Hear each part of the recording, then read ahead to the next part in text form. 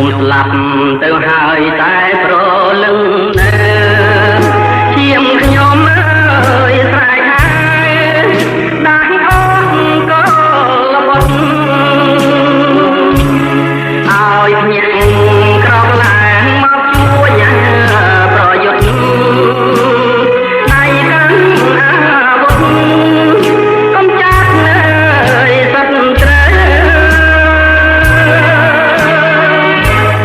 ចោចង្រៃជាតិយោទួពូជអាចចាំអើយកុំហូចមានអ្នកក្លៀមទៅទឹកដីខ្មែរយើងក៏ពូជកូនចៅដូច្នេះខ្មែរត្រូវហំថែរាំងសាបំរែឈាមខ្មែរអ្នកស្នេហាជាតិណាយត្រូវខែម្ដងទៀតអជាងខែបារាក្រោកឡើងកូនខ្មែរទុកស្រែចំការ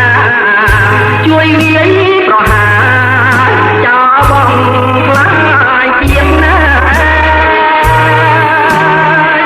កុំចាត់ឲ្យអស់ឈាមថោកចង្រៃ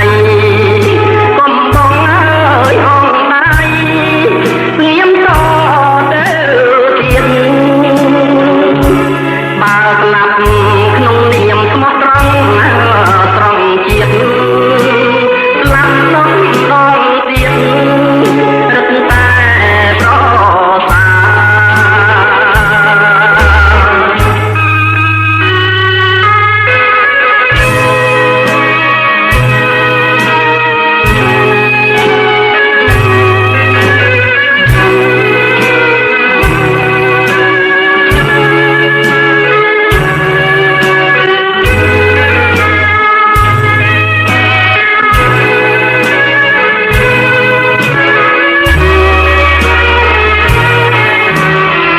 ខ្ញុំស្លាប់ទៅហើយតែប្រលឹងនៅ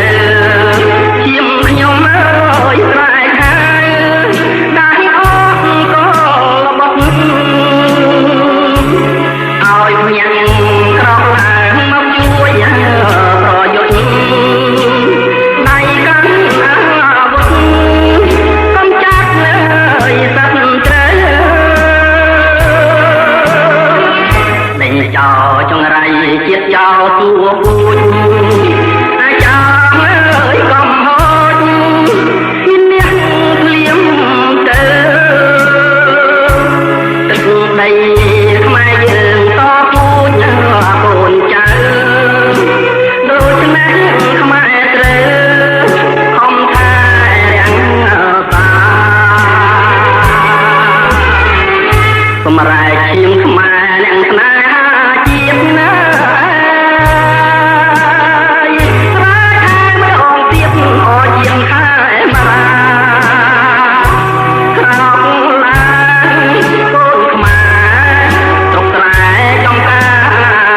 ជួយវាយប្រហារចោលបងខ្លា